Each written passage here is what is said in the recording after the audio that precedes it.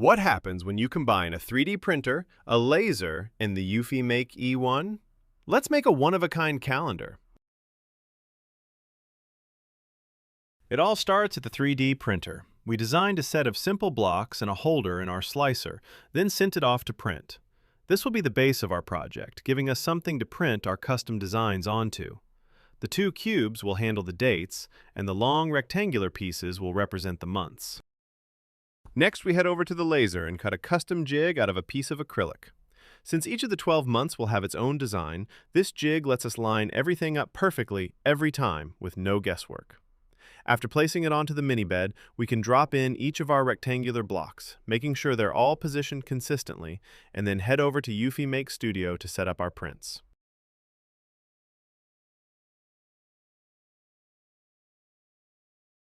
As always, we start by tapping the snapshot button to capture and update the view of our bed. eufyMake recently added an auto-masking feature, which is perfect for something like this. All we have to do is import our design and drop it right onto the mask. eufyMake Studio will automatically size and fill it to match perfectly. For the next snapshot, we can actually disable that feature and reuse the same outline for the rest of the prints, which saves a ton of time. Once our designs are in place, we'll set the ink mode to CMYK, followed by a varnish layer, just one pass each, and bump the quality up to high since there's a lot of fine detail here. And just like that, we're ready. Let's hit print. This is a pretty quick print, taking about 6 minutes to complete 2 months at once. The quality looks fantastic, with sharp detail and vibrant color, all protected by that varnish layer on top. Once one set is finished, we simply rotate in the next pieces and repeat the process for the rest of the designs.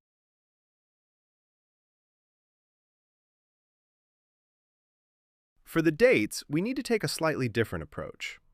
The eufyMake has a maximum object height, and our cubes come in at 68 millimeters, which is too tall. So instead, we'll use the E1's sticker feature to print the designs separately, then apply them directly onto each cube. If you want to make your own version of this calendar, here's a quick reference for the numbers you'll need on each cube. This setup lets you display every date with the added trick of flipping the 6 to use it as a 9. Now that we know exactly what to print, we can bring the designs into the software and use the auto-align feature to space everything out neatly on the sheet. Once that's set, we'll switch the quality to high, and for the ink mode, we'll go with white, then CMYK, followed by a varnish layer to protect the finish. We're almost ready to print, but one important step. Right before starting, we need to peel off the protective layer from the sticker paper. It's best to wait until the last second for this so no dust or debris settles on the surface. Those are looking really great. Once they're finished, we can carefully peel them off the standard bed because the next step is running them through the laminator. We'll place the sheet onto this carrier card, which helps guide everything smoothly through the laminator. After it's up to temperature, we can run it through, and this process makes it much easier to peel each design and apply it cleanly onto our cubes. It also adds a bit of durability to the stickers, which is perfect for something that will be handled often. Once that's done, we can use the cutter that comes with the laminator to trim each sticker down to size for a perfect fit. Then it's just a matter of applying each one to the cubes, and with that, we're ready to check out the final result.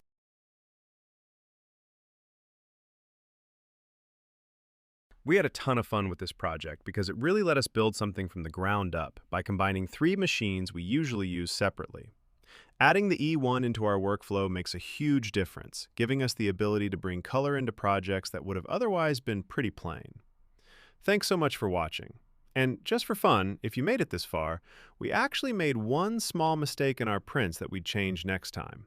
Think you caught it? Drop it in the comments and start it with the word mistake so we know you stuck around to the end. Thanks again for watching, and as always, stay creative.